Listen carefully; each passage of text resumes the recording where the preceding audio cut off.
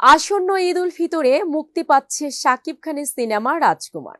বাকি অংশের শুটিং শেষ করতে হঠাৎ যুক্তরাষ্ট্রে গেছেন ডালিউড সুপারস্টার। শুক্রবার রাত 2টায় ঢাকার শাহজালাল আন্তর্জাতিক বিমানবন্দর থেকে এমিরেটস এয়ারলাইন্সের ফ্লাইটে ঢাকা ছেড়েছেন তিনি। শনিবার দিবাগত রাতে যুক্তরাষ্ট্রের নিউ ইয়র্কের জন এফ কেনেডি আন্তর্জাতিক বিমানবন্দরে পৌঁছান এই তারকা। প্রেম, পারিবারিক সম্পর্ক এবং একজন স্বপ্নবাজ তরুণের বাংলাদেশ থেকে আমেরিকা যাত্রার গল্পকে কেন্দ্র করে নির্মিত হচ্ছে রাজকুমার। রাজকুমার সিনেমায় শাকিবের নায়িকা হলিউড অভিনেত্রী কর্টনি কফি। এ যাত্রায় তার সফরসঙ্গী রাজকুমার সিনেমার পরিচালক হিমেল আশরাফ জানান, একদিনের বিশ্রাম সেরেই শুটিং এ নামবেন তারা। আমেরিকার বিভিন্ন রাজ্যে তারা 2 সপ্তাহ শুটিং করবেন। যেসব লোকেশনে শুটিং হবে সেগুলো বাংলাদেশের সিনেমায় আগে কখনো দেখা যায়নি। এর আগে London, Switzerland, Italy, Australia, Singapore, Thailand বহুবার শুটিং এ গেলেও এই প্রথম যুক্তরাষ্ট্রে শুটিং করতে গেছেন শাকিব। শুটিং শেষ করে দেশে ফেরার কথা রয়েছে তার।